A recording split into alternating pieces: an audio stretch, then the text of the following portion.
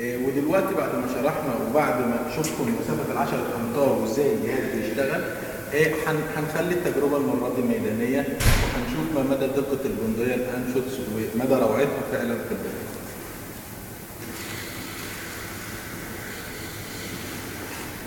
حطينا الهدف بتاعنا،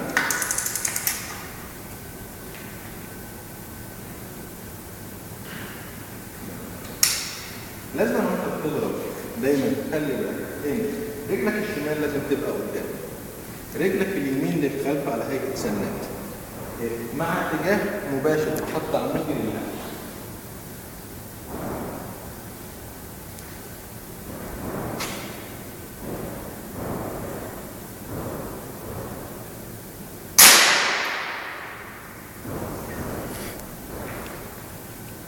بنشوف بعد كده النتيجه بتاعتها، يعني مش بطال.